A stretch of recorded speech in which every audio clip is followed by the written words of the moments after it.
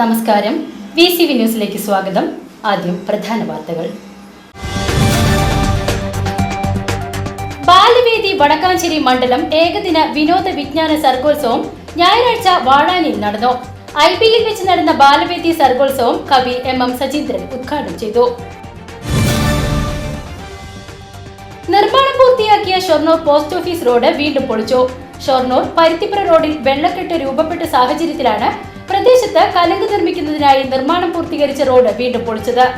ദീർഘവീക്ഷണമില്ലാതെയാണ് road നിർമ്മാണം പൂർത്തിയാക്കിയതെന്നും ആക്ഷേപം.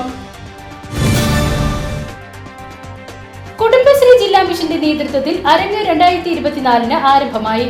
Vadakkanchery Pazhayannur cluster മത്സരങ്ങൾക്കാണ് എരുമപ്പെട്ടി ഗവൺമെന്റ് ഹയർ സെക്കൻഡറി സ്കൂളിൽ തുടക്കമായത്.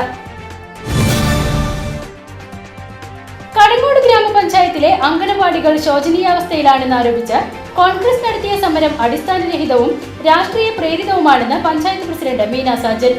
LDF ഭരണസമിതി അധികാരത്തിൽ വന്നതിന് ശേഷമാണ് പഞ്ചായത്തിൽ 30 അംഗനവാടികൾക്ക് സ്ഥലവും കെട്ടിടവും ഉണ്ടായതെന്നും പ്രസിഡന്റ് അറിയിച്ചു.